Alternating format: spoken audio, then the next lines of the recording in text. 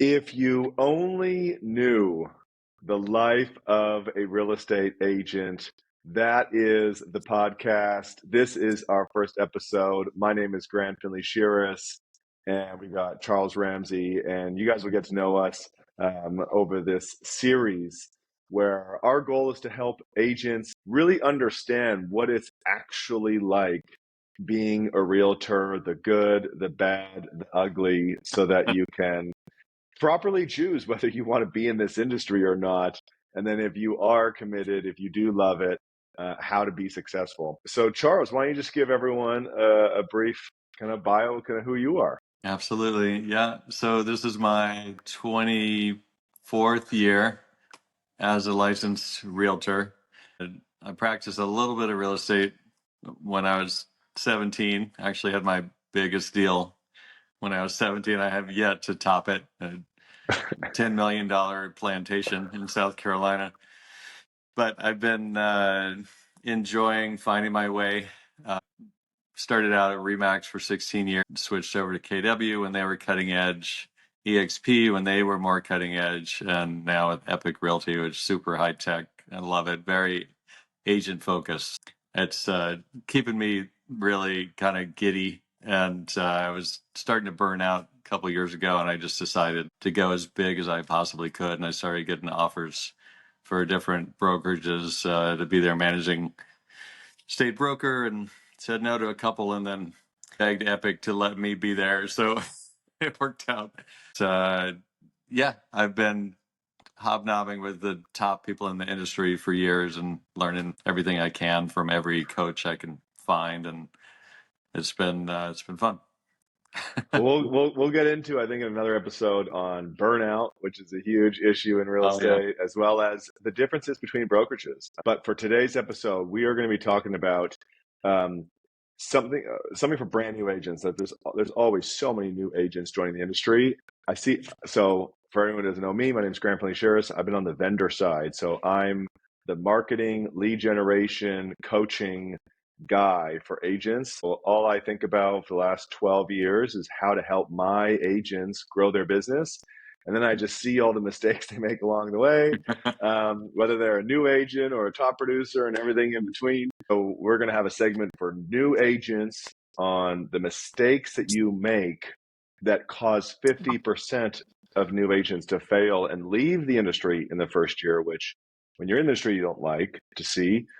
And then for the full-time agents who are trying to make six figures, trying to get past, 250 grand a year, hey, what is the roadblock? That's what I find is sometimes you got to get out of your own way. We're going to talk about the biggest roadblock, I think, in sure. that part of the journey. And then we got something for all agents that hopefully you can take today, apply to your business today, this week, to help you grow your business. So that's the goal of this podcast. And so let's get into it. New agents make lots of mistakes. You've been one, you've coached many, you've had many on your team, and throughout the years, what do you think is the biggest mistake new agents make that causes so many to fail and not reach their goal? I interviewed over a dozen agents, some of the heavy hitters in the industry from different brokerages when I joined, and I asked them that question. I'm like, what's your secret? How do I become successful in this industry? And they all said the same thing. They said, I worked my ass off. I was like, that's not really a secret. It helps me much, but it was in line with what I wanted to do personally because I hate not being good at something. It's really hard for me to be new. So no one probably wants to hear this, but I worked 60 to 70 hours a week for the first 3 years. Suited up, suit and tie, washed my car, got to work early, stayed late, went home, had dinner, went back to work, went to bed at 2. I mean, I just cranked. And what that did for me lasted for years. I mean, I'm still enjoying the benefits of that because no one does that. I think most agents probably work 2, 3 hours a day, maybe. Honestly, real work. I mean, hanging out and talking to other agents in your office doesn't count for work, but people spend on average about 2/3 of their time not working, even though they're, at work, and sending an occasional Facebook message to someone who might be a client someday, it doesn't count. It's amazing what people think this job is, and it's not that. It's work, especially when you need to be masterful at something and you're not yet. You got to do whatever it takes to get there.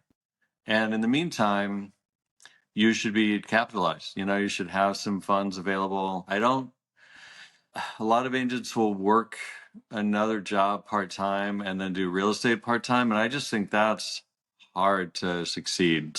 You really have to throw yourself into this and be full-time somehow. But if you can't, I recommend that people work 40 hours a week in real estate and then on their side gig for extra money, whatever they have time for.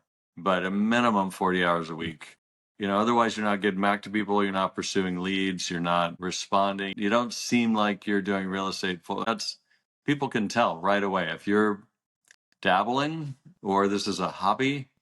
I mean, unless they're your best friend or like I don't know, someone in your family, they're going to go like next. That's not someone you wouldn't hire a part-time brain surgeon whose focus is split, right? It's not what people are looking for. You got to find a way to have enough money to get through the first year and work double time. That's what I think. Yeah, the volume of reps. And so one of the questions I want to ask you is what are those reps that you think are the most important? Because like any profession, like, hey, you want to think of an athlete. I think business owners of any kind in any industry can really Yeah, learn a lot from professional athletes, because how do professional athletes carry themselves? What are the disciplines they have? And they really craft their whole life around being successful at that thing. right. And it becomes a lifestyle to be a successful tennis player or a successful, and then even as a doctor, like they go through so many tests and so many Yeah, scenarios and situations and playing with animals to try to learn how to do the craft before they end up doing it.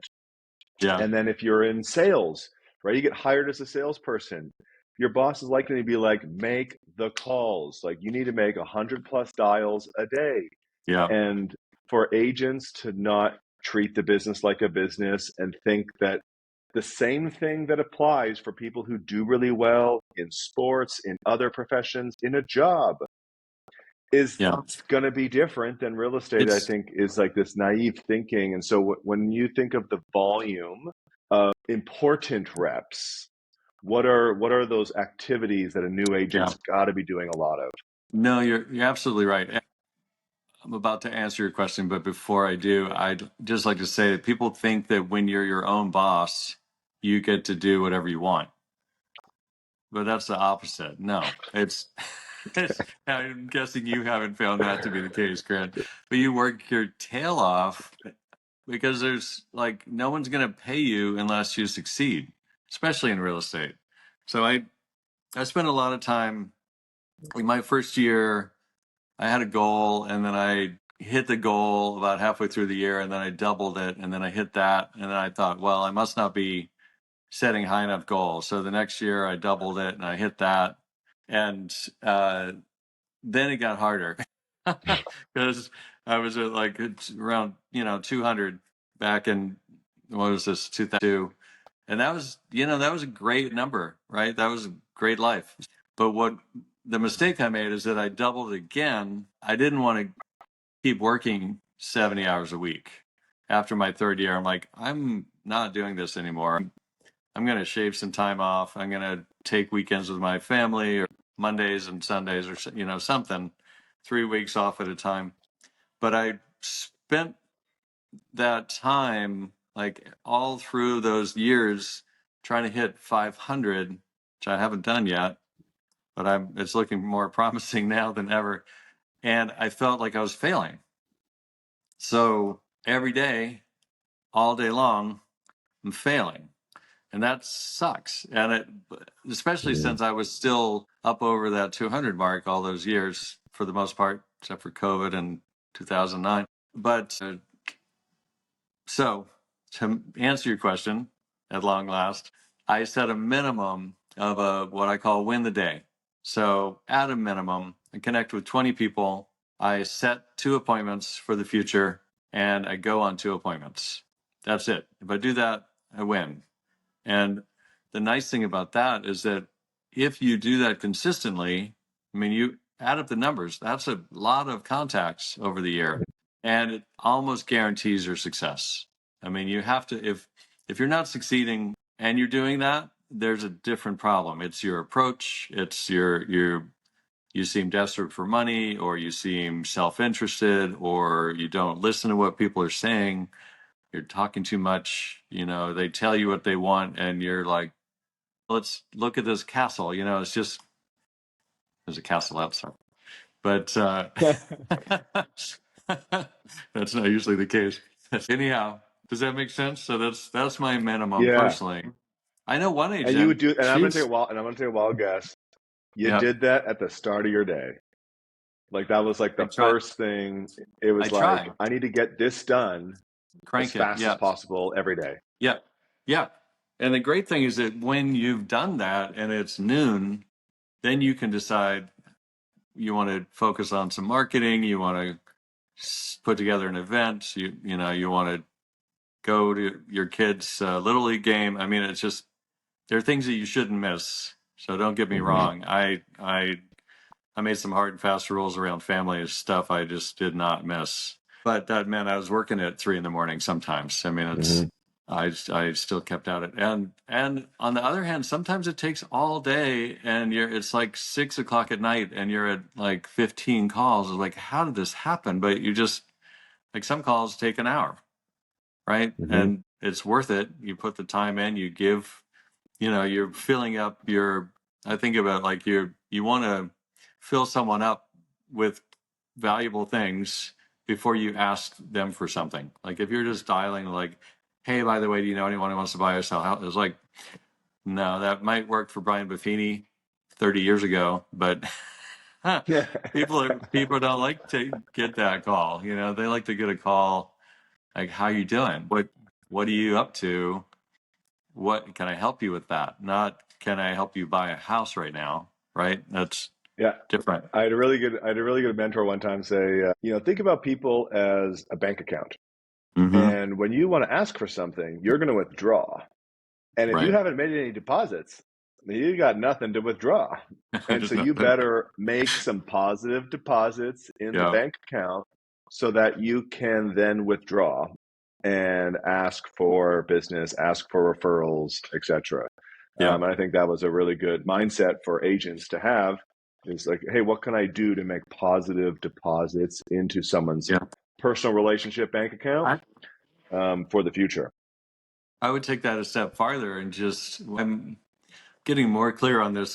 This year, working with a woman who started an amazing business called Flourish, which is something we should talk about on another episode. But she's helped me realize and clarify that if it's transactional, like, hey, Grant, I'm going to give you stuff for a while because then I'm going to want stuff back from you, that also doesn't work.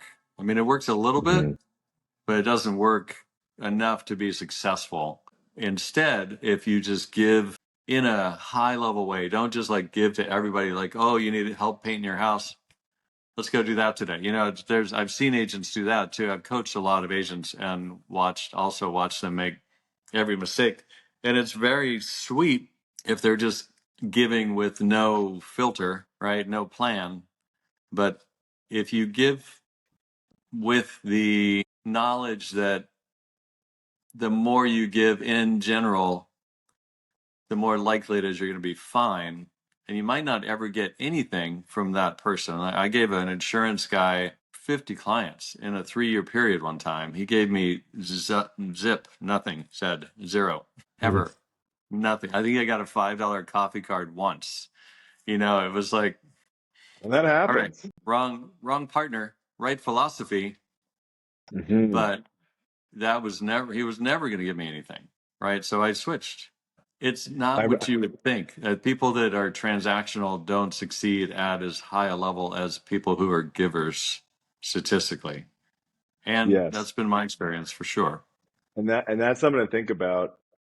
There's a concept of givers and takers, Hmm. and who your ideal clientele is and who is not, and who is Right. your likely referral giver generator and who is not. Agents should be cognizant of that and be in this constant game. I in coaching agents, they're like, I want to meet everyone. And I was like, do you? Everyone? No, No, no, you don't. no, I will do business with anyone. Really? You want to just do business with anyone? that's Come a on common now. mistake. Let's, it's a common mistake. And so it's like, no, there are people who are givers and takers. You want to spend time with the givers because they'll give back. There are people who are your ideal clientele and could become and refer you to your ideal clientele. So you want to spend more time with those people versus, Right. you know how many agents are millennials, and it's like, hey, you can spend a lot of time with your millennial friends, but they might not be able to afford a house, and so they just literally may be a waste of your time. Right. And you need to start building relationships with people who can buy a house, who can sell a Right. house, Well, and that is a and huge mistake I see. have you found this to be true where they will refer you to people that are like them, right? So you have I used to kind of have a subspecialty in helping people that no one else would or could help because they were extremely challenging for different reasons. Many reasons come to mind, but then God forbid you successfully get them a house, they're delighted because no one else would talk to them Hmm. long enough Hmm. for them to succeed. And then they refer you all their neurotic friends. And now you're spending 10 times more time with every single one of them than you should normally have to do because they need a lot more help. So that's great once in a while, but if that becomes your business, that's in the burnout episode. We'll Yeah. we'll Well, dive yeah, we'll further get into into that one. But that's so. So this goes into the big.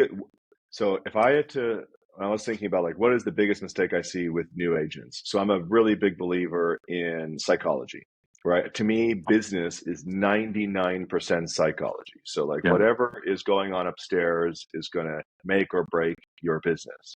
right, And I get a lot of agents, especially newer agents, and then it for sure leans towards younger, newer agents, but also just new agents in general, where they go, but I don't know as much about real estate. I don't know as many people. I haven't been in the business as long. I haven't done as many transactions. Why would that person hire me?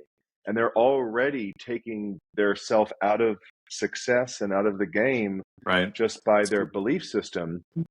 And I think new agents forget, and this is my, if you only knew what was happening with these top producers and teams and how they actually handle business for right, their clients. Because you think this top producer, this person who's on the billboards and the flyers, oh my God, clients must love them. right. Clients may No, never even meet them. right. And as a Yes. new agent who has less business, you have time. And that is something that people want. People want time with the person that they want to work with to do Right. work for them. Yeah. And buyers and sellers sometimes don't realize until maybe they hired them that, oh, I don't actually get to talk to and spend a lot of time with this Right. person who's really successful and seasoned. I'm working with their minion who Yeah. they hired.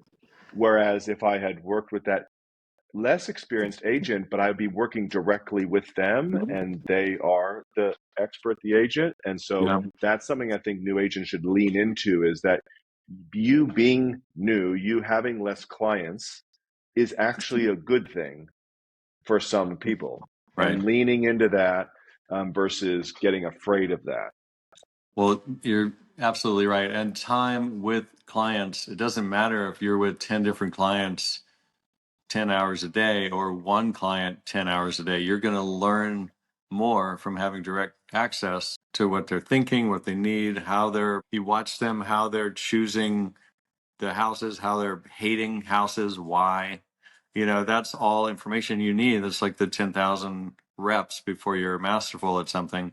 And there's probably I don't know, I was going to say 1,000, probably not that many in real estate. There's probably a solid 200 different categories of that. And you don't have to be the absolute master. And I was shocked that exactly what you're saying. I've always looked for mentors, collected coaches, absorbed all I could from them, implemented immediately whatever I thought was the top thing to implement from them. And one of them early on said, you know what, I'm selling 500 houses a year, me and my team, but I guarantee you and I aren't that different in skill level, right? I just have a system and 15 people backing me up to implement it. So it's it's true. People want to work with people that they like, and statistically, they will choose the very first agent that they meet who seems competent. And that could be a new agent. When I was a new agent, I was holding an open house that didn't belong to me. It was another agent's listing. And I met a friendly couple that they were like, hey, can you look at our house? It's around the corner. We're thinking about selling. I'm like, yeah, open house is now over. Let's go. Let's go. And I spent a few hours just hanging out with them and chatting it up. And I sold their house that month. That was my first sale. I didn't see that coming at all. And it just, it was the beginning of, that was a confidence booster early on. The guy had been licensed for 2 months at that point, and it just led me down the road of realizing that I just need to be real with people. Not everyone's going to like me. I don't like everybody. It's got to be a good match to go smoothly. If it's not a good match, God help you. It's just like, pulling out a tooth a day for however long the process takes or until you run out of teeth. It can be horrendous, or if you do it right, it can be phenomenal. It should be phenomenal most of the time, or at least closer to on that half of the spectrum, right? So you show up for people, you're honest, you communicate well, you try and proactively address what their needs are going to be. You tell them what's going to happen before it happens. You fix problems for them before you freak them out with telling them everything's just gone upside down, right? It's like, let me just tell you what I've been working on. The lender told me your loan isn't going to happen, but I've been talking to the listing agent and they think the seller is willing to do a land sales contract. That's very different than like, hey, guess what? You're screwed. And there's no solution in sight. That's another thing I wanted to say about new agents is that I've worked with people who had a statistic where half of their deals fell apart. That would make me insane. My statistic, I'm very stubborn. Once I have a deal signed, 98% of the time it stays together and closes. But I've had to take heroic measures to get them to close. I mean, there's 20 different things I can think of that probably very few agents in the country would even consider doing, much less like willingly jump at doing to keep a deal together. They're just like, if it wasn't meant to be, nothing I can do about it. It's like, what? Your job is to get people what they want, no matter what it takes. So Well, figure it out. let's talk about that now. Is the agents who haven't maybe cracked six figures yet, like they've got started to get some deals, some money. They're past the totally new stage, but they haven't made six figures yet. They haven't got over 200,000 yet, and there are certain changes that you need to make, or certain things you need to start to do to either get more deal flow or close the deals that you have Right. opportunities with. And so, what Yeah. do you think is the roadblock that's preventing people from making six figures and 200, 300 plus? What do you see is missing from It's that agent? it's a combination of either too much ego or not enough self-confidence, or both. And it's the ego part is you see that come into play where people are like, I'm doing this deal this way. This is how I do my deals. It's like sometimes they say that to their own client. They're like, no, you can't have what you want because I want to do it this way. But most of the time, they're not that bad. But they say it to the other agent, like, yeah, there's no way my client would take this offer. It's like, well, it's not your decision, dude. Really, don't get in the way of putting the deal together because of your ego or wanting to be right about something. I actually take the opposite approach now after making that exact mistake when I started. I came to real estate from running different businesses, and it was very hierarchical. It was very conservative. It was just like, this is how we do things. Well, that I learned the hard way. That's not appropriate in real estate. In real estate now, I mean, I've had agents who were very egotistical, and it was very important to them to be right, telling me how the deal wasn't going to work because of this or that. And one of my favorite things to say is like, hey, what about, I have an idea. And then just kind of stop and let the pause linger for a while. It's like, how about you and I decide that we're going to put this deal together no matter what it takes, and set that intention right now, and we're going to work together.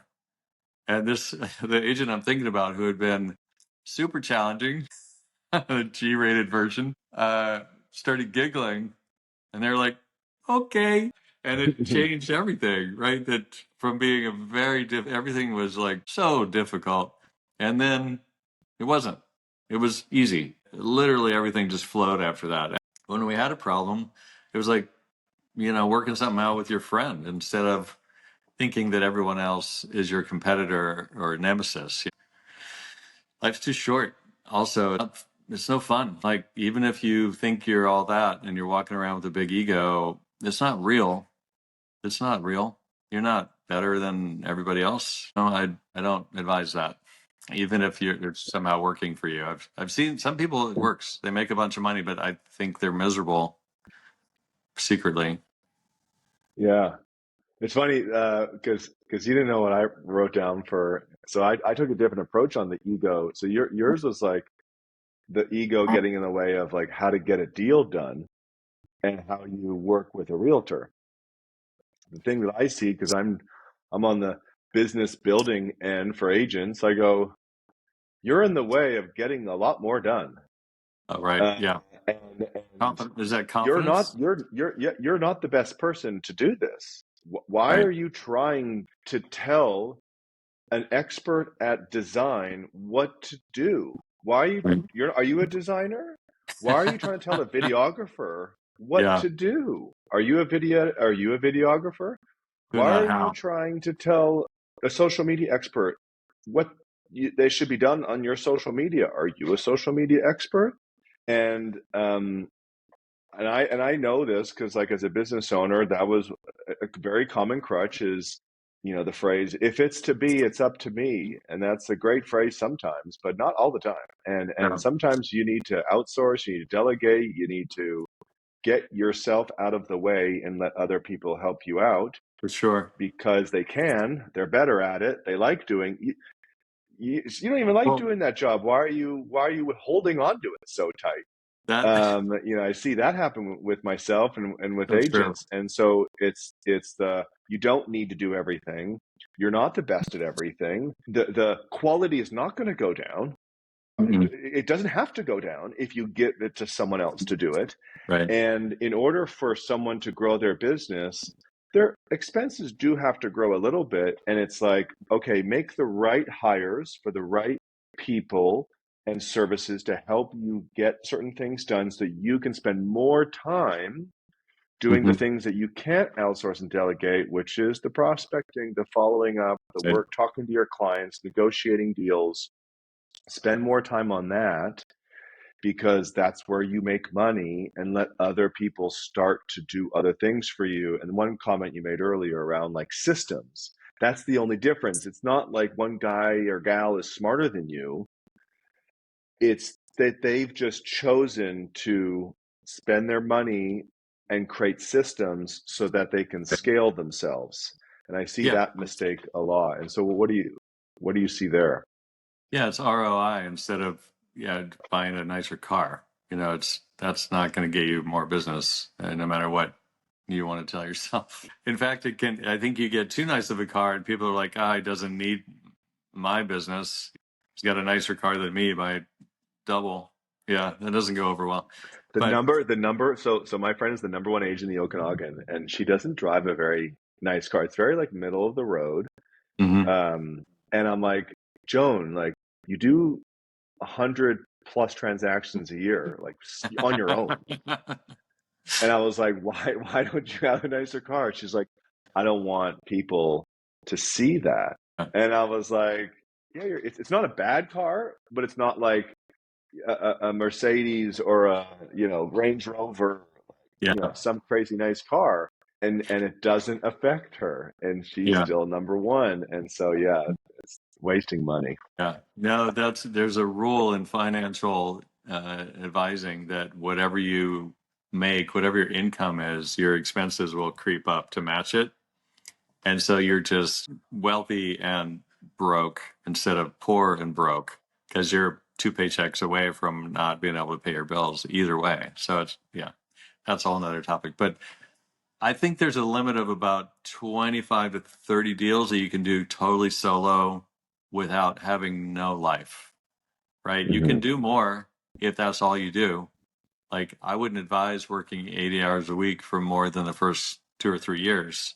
That's not a fun life. Go be an intern or doctor somewhere and just help people all day long, 100 hours a week. But it's after that, I've always had someone as a transaction coordinator because I don't love focusing on paperwork all the time. I like to do a deal. I like to reach like a mutual agreement.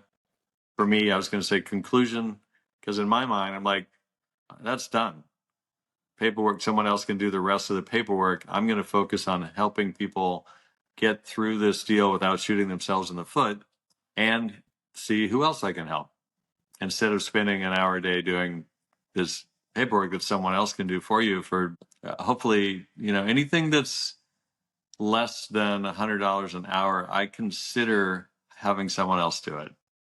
So Mm-hmm. that happens pretty quickly if you're succeeding. And maybe that's not your number. Maybe your number is $20 an hour. Someone else should do it. But it's a common mistake that new agents make that they have to do everything because they don't have the money to get help. That's kind of ties back to when you were saying they will help anyone. Like, I can't afford to turn anyone down because I'm new or because I need more business.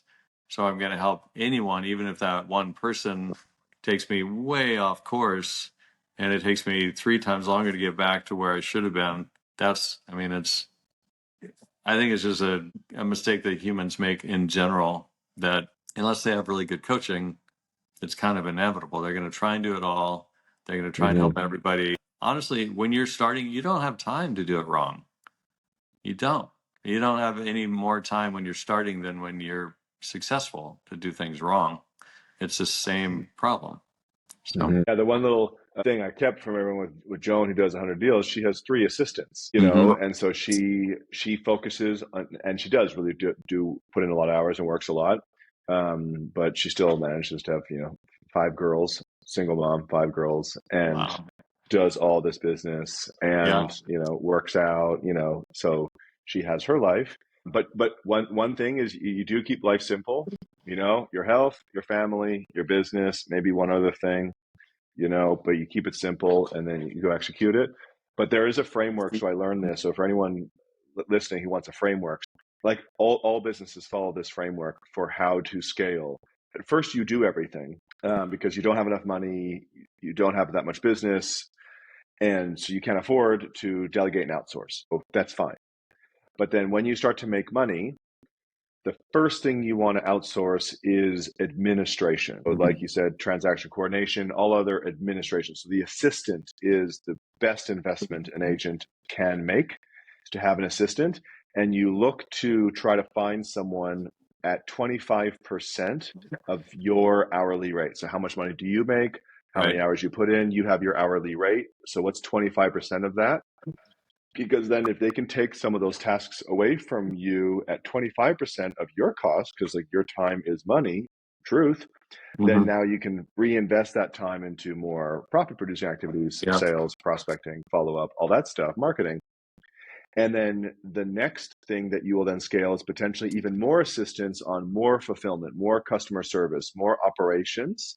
Right. And then potentially so you can spend more time on sales and marketing. And then potentially at some point, you'll then start to outsource marketing, but keeping sales and closing. And then down the road, you end up being a team leader, a broker owner, where, yeah, you've got a whole enterprise of people who do sales, who do marketing, who do Yeah. operations and fulfillment and administration. But it takes time to get there. And then you just keep thinking about like, well, if I make 100,000 a year, 25% of my hourly rate I can put towards someone doing something. So what's the least, profitable, most, I don't like doing kind of tasks, give those away. And Yeah. then when you make 200,000, you can afford 25% of your hourly rate. You can afford now a higher priced person who can then take on a more valuable task that you still don't like doing so that you can do more of the profit producing Right. activities. No. So there really is a framework to it all. Agents just need to act like a business owner and follow it. Right. Yeah, it's not a hobby. I've met people who they outsource everything. Like that one guy I met, he has someone come to his house and do his laundry in his house for him. And it's just like that's the only thing that person does for him. But they're really good at it. He doesn't like doing that. Takes him like an hour a week or something, but now he's got that time to do 100%. work or have some time off.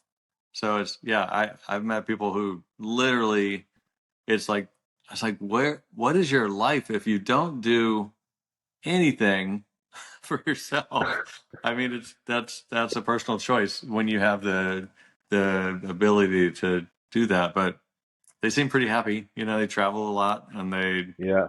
they show up for their clients at a high level and That is the beauty of real estate, is that you can create time freedom. You can create financial freedom. You yeah. can create an amazing lifestyle, but it takes work. There's certain steps. And so the last thing I want to get into before I wrap up is something for today, right? So it is May 31st, 2024. The Yeah. market is puttering along in most places, kind of declining. I know in my market, like we're still kind of chasing the market down a little bit. Like it's in Mm-hmm. decline. Some markets may be up, but it's kind of puttering along. And I think agents are struggling. There's inventory issues. There's, how do I find buyers? And Right. so what's your main thing? Because that's the key to business, is like, keep the main thing, keep it simple, what works, what's proven to work. And right now in this time, what is the thing that agents need to be spending more time doing? Not sure I'm back. All right. I'm Yeah. back. Yeah, I think the best thing that I can recommend for people is to find coaching somehow. Either join a brokerage that has high-level coaching, not entry-level coaching where they teach you how to use the arm elastic, and that's what Google and ChatGPT, you can get an education on any piece of the business that you want. But you need a coach. You need someone who's going to show up for you, keep you from making bad decisions, wasting money, losing clients, losing deals. Someone you can call and say, hey, this person works part-time, minimum wage, and I really want to get them a house, but I don't know how to do it, right? Someone who has the ability to send you to as many lenders that is necessary until you find one who will make that happen. That's my favorite deal last year. It was exactly that, 1 through 10 lenders. But you need to time block. You need to choose a system. Now, all of this is easier with coaching. Coaching is like the magic bullet. Like if you have a good coach, you do what they say, you implement everything that makes sense to you to implement, you take massive action, and you make a bunch of mistakes. I mean, the only reason I'm so successful is that I've made so many more mistakes than most people because I just do it quickly. It's like, oh, let's try this. My God, let's stop doing that. Let's try this. It's just that works. Let's keep that. It's like 25 years of that, you get pretty good, but it doesn't have to take that long. You can, with the right coaching, you can have that almost immediately, where you have a system in place, you time block like your time is worth something, and you actually pay attention to that and do what you're supposed to be doing, and then it frees you up. Then you can be creative. I think when I started, I thought, I'm just going to be creative. I'm going to do this my way. I'm not going to listen to any of this time blocking, organizational stuff. I'm just going to show up and charm people, and it's going to be great. I would have, I would have been so much more successful early on if I hadn't been so committed to doing things in an unconventional way. It's like there's a reason that businesses all look the same. And I think real estate is one of the last ones left where it doesn't look that way. It's just people do it like it's a hobby, and then they fail and they're surprised. Don't do it like a hobby. Find a good mentor, and it can be another agent. It can be your principal broker. It could be someone online. Don't get 10 of them. Get one at a time. It can be sequential. Do what they say, and find someone who's giving good advice. That's right. Don't just choose anyone. Research it like crazy and get the top 5 people in the country. Figure out which one speaks to you and is the best match. Get a free consultation with them. Learn everything you can from their free information online. Just study. It's like, I think of real estate in the first few years, it's like going to grad school, but you don't have to pay tuition. You don't get paid if you don't sell something, but at least you don't have to pay tuition and end up 400 grand in debt and have no job at the end. It's way better. You could be making money, but you need to put in the work and study up and take the coaching. Do what they recommend. Don't do it your way. Do it exactly how they recommend it, and then once you're successful at that and you're a master at that, then you can tweak it if you need to.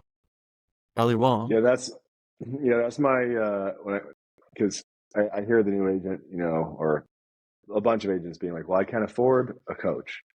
And I said, well, you don't have to pay for one. No. And so before you get into like the best ways to get some free coaching that you found yourself or other agents doing, what you said there is like my favorite way of getting free coaching is you go to someone who's more successful than you ask them a question, and then you do what they said and you report back to them. You report back to them so that they know that you took what they said and you did it. It's like the most like a gratitude, appreciative thing that when you give advice to someone and then they actually listen, they actually go do it, they come back to you, tell you about it. You're like, I want to give you more because you're actually listening to me. Yeah. And I don't even need to charge because the feeling you gave me of listening and doing like that makes me just want to do it further. And like, that's the hack to getting free coaching. What do you think for the agent who's like, I don't have any money for coaching? No, that's a great way. I had an agent who called me every day, 5 days a week for 3 months when he was new. But I loved it because he was like, okay, I did what you said, and this is what happened. Help. It didn't go the way I thought it was going to go, or it's taking longer than I wanted to. Or we had very high level conversations because he had so much more data from actually doing what was recommended instead of thinking about doing what's recommended and planning to do what's recommended. You can spend your whole life planning to do something and never get it done. But I think online, the basic principle that I see is that when someone's successful, they want to give back. Like I feel like I'm in legacy mode right now where I want to help people as much as possible. I want to change their lives. I want to teach clients and realtors how to make so much money that it's generational wealth. It's amazing to watch people get to that point where they're not worrying about paying their bills anymore. they're thinking about putting money away for their grandkids or their great grandkids. It's just super fun. So, as a result of successful people wanting to give back and also being in that kind of legacy mode of giving back, there's a ton of coaching online. And Pro Insight is one of my favorites. Don Yoakum and Justin Stoddard, they're here in Portland. They do coaching calls every week. It's amazingly affordable. I think it's what is it, $30 a month to be all in for their program. But there's a ton of stuff that's free online. You could go and first look at coaching, whoever you choose, Buffini, Stump, Cheplack, you know, and the top agents are also doing a lot of coaching. I'm thinking Dan Beer, the Beer team down in San Diego. I mentioned him before. He's the one doing 500 deals minimum a year. They have weekly coaching sessions, and you can put in questions and email them ahead of time. And if you're lucky, that's what they talk about. Also, my brokerage, Epique, they have 3 different styles of coaching. They have the principal broker, actually 4. They have the area leader. Then they have basically a master's level program for coaching. And then they have something called Earth to Orbit. It's like takes you from day one and to fast success. I mean, just do what they recommend, and it's almost guaranteed that you're going to succeed. Find one that works for you. Try it. If there's either a trial period or you can go and research and see everything they've ever put on YouTube before you pay for it, and then implement it. Before you even pay for something, try it out. See if you're going to do it. Because God knows how many things I paid for, and then it's another book on my shelf. It's very simple. Ultimately, it's open houses, it's business to business connections for referrals, it's helping people, it's always learning, and it's giving back at a high level. Just really making that your focus. If you do that, you'll be extremely successful. You gotta not waste money along the way, because you can't let yourself run out of money and have to go get a job where you're making profits for someone else because you didn't manage your money properly. When I hear that, it just brings me back to this phrase that I've started to lean into a lot as a business owner, which is, as a business owner, which you are as a real estate agent, when you're in real estate, you're constantly thinking like, what do I do? What do I do here? What do I do to get clients? What do I do to close this deal? What do I do to get my name out there? What do I do to build my email list? What do I do on social media? What? And the answer is, who knows that answer? Right. Because you don't have the answer. So why are you even asking yourself, what do I do? You don't have the answer. So then who has the answer? If you ask yourself that question, who knows how to get clients? Who knows how to do social media? Who knows how to negotiate this deal? And if you ask that question in your head, you'll then have an answer or two, and then you go call them and talk to them and then learn what to do from someone who already knows how. So I love that tip. I got one tip that I think right now in this market is going to crush, and people don't do enough of it because they're in their head about doing it too often, and it's email marketing.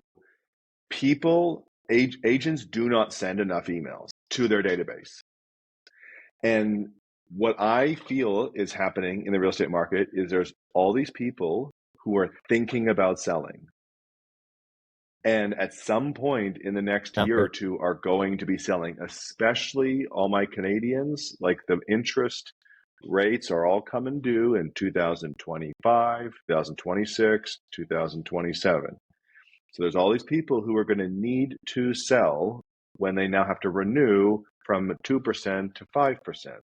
Oof. And, brutal. And as in America, as interest rates change and as the economy evolves, people are going to need or want to sell and buy. There's all this stuff on the sidelines. I feel like there's all this stuff on the sidelines. There's and a backlog. As you said earlier, and you look at the research, people interview 6 agents. Like they pretty much, or 85% of homeowners only interview one agent. So it's the first person that they see in front of them that they like and trust. And so where is somewhere that you can get in front of people for cheap frequently, so that Yeah. when they need to buy or sell, they're reminded of you, that you are value oriented, that you are nice and friendly, you're smart, you're competent. Email, email, email, email. There's this one guy in my market who does this email, and I'm like, because I'm subscribed. Lots of agents know me, right? Thousands, tens of thousands. So I get agents' emails, and I don't see a lot of them. And I'm like, why am I only getting one email every couple of months? Sometimes never. Yeah. And then this guy, every week, such a good email template. It's the deal of the week. And so every week he emails, hey, I saw this property. I think this is a great deal for this kind of buyer.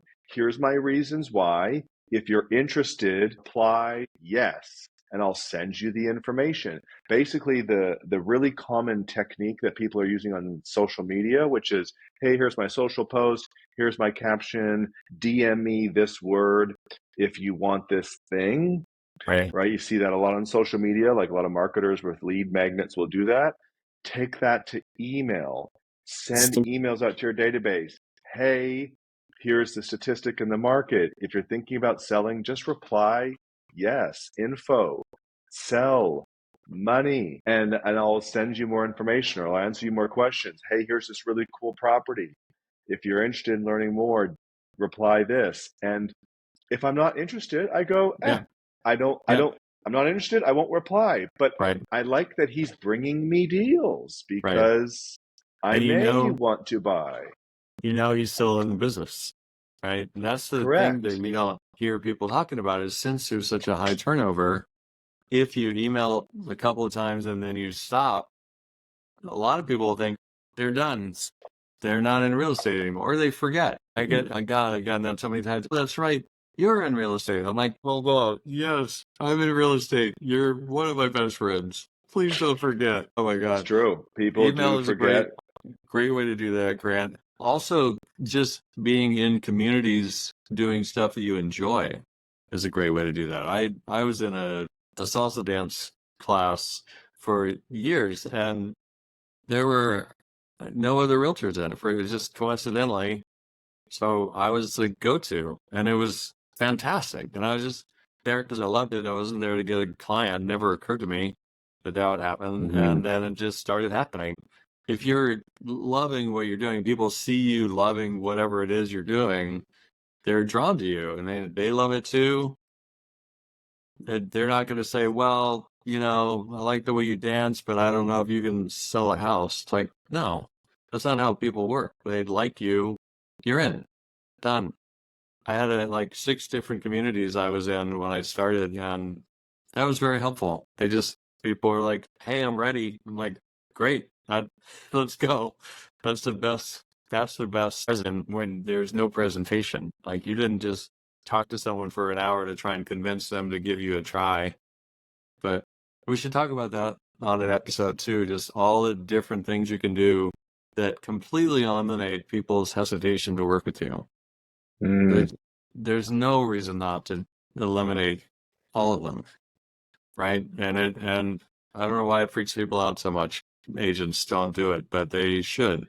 And if you want an edge over everyone else, this is 3 weeks ago, I got a listing, a $1.6 million listing, and the guy had interviewed 3 other top agents that were more specific to his area. This wasn't my stomping ground. And at the end of our talk, he's like, wow, no one's even said anything like that. Like, that's amazing. Like, let's go. So. Well, we'll get into listing price presentations and stuff in a future call, but that's it. That's the pod. Thanks, man.